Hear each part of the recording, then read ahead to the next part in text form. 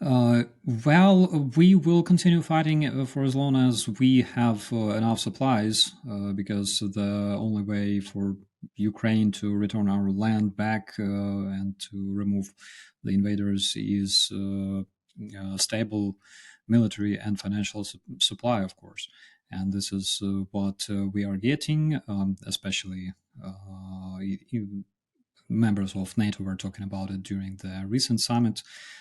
So we are looking forward to receive more supplies and continue receiving those supplies. But of course, one of the reasons we cannot fight as effective as we can is that we're not allowed to strike Russian air bases, for example, located further from the front lines on the Russian territory. And in Ukraine, for example, it raises eyebrows because there are people in Ukraine who truly believe that this way our allies are they're protecting our enemies better than they protect, I don't know, children in the clinic of Ohmandit for some reason. Uh, we need to be able to strike deeper into the Russian territory, and I think as soon as we have this opportunity, as soon as we have this capability, the tide will change.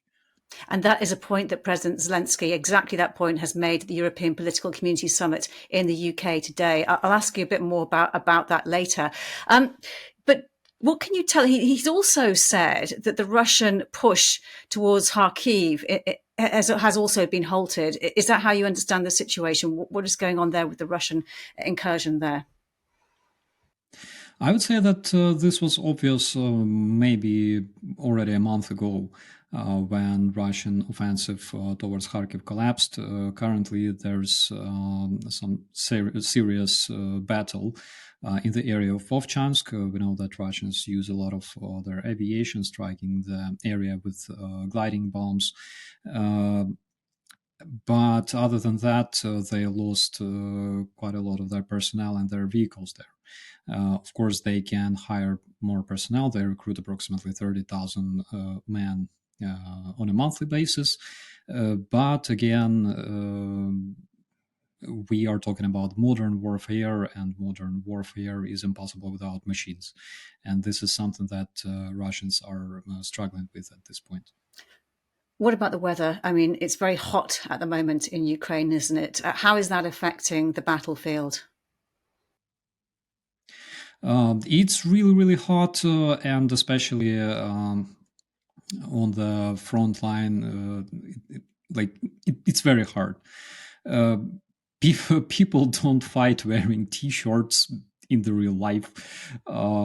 You should always wear uniform with long sleeves, in order not to expose yourselves. Uh, and this makes it very, very hard. So our guys, they, in my eyes, they were always heroes. But this weather makes them even bigger heroes than before.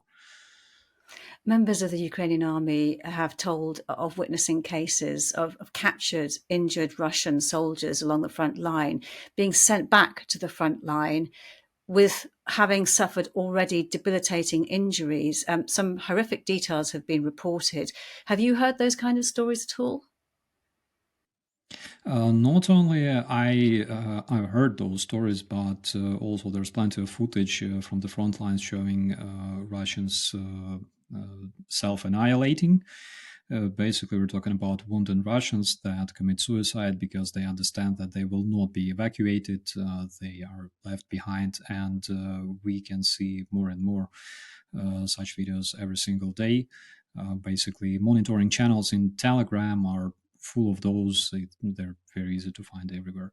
Um, Russian medical support, let's say, is in very, very bad shape.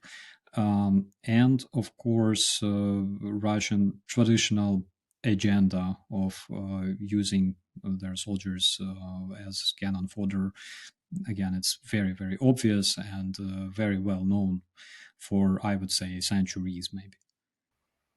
And just to return to the idea or the subject of disinformation and Russian disinformation, how do you think we, as in allies of Ukraine, West and the West, can propaganda proof ourselves? And how do you spot it?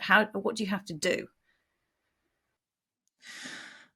It's a really hard question because in order to answer this question, institutions were created, right? First of all, we have to educate ourselves and we have to check information, which is already a big failure because people usually don't do that.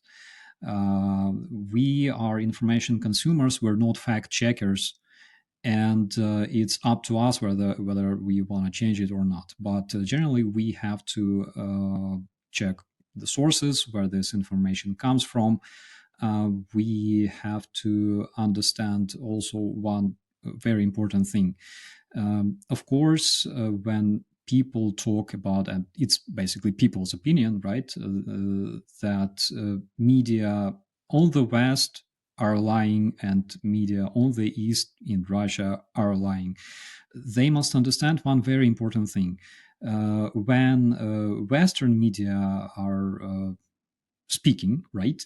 They don't necessarily want their citizens, their European or American citizens, to die, which is generally Russians' main objective, because in Russia, information is a combat weapon, and Russian misinformation, Russian propaganda, is basically a combat tool used to kill people, to destabilize countries, and to conduct informational terrorism, which leads to actual losses. And this is a very, very small but very important difference between Western media and Russian media. Russian media want you to die. That's all.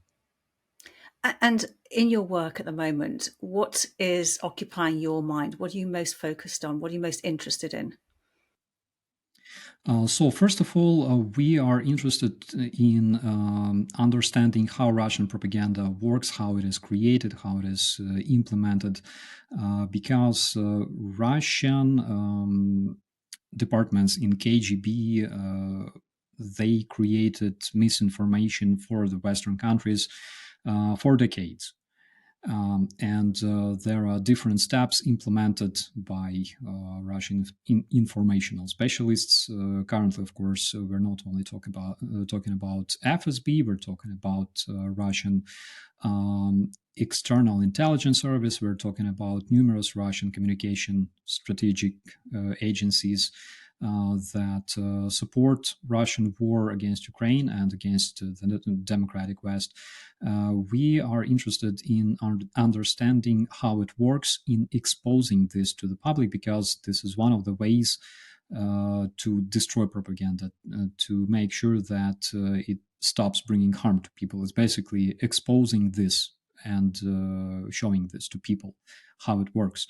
And one thing that I personally dream about is to help the governments, help Western countries, European countries, to create some kind of legal solution to fight propaganda. Because again, when we're talking about fighting propaganda, we also don't want to harm people's freedoms, freedom of speech, freedom of thought, and it's a very, very important topic. You've been watching Frontline for Times Radio with me, Kate Gerbeau. My thanks to our producers today, Louis Sykes and Morgan Burdick, and for you for watching. If you'd like to support us, you can subscribe now, or you can listen to Times Radio for the latest news and in-depth analysis, or go to thetimes.co.uk. For now, though, thanks for watching. Bye-bye.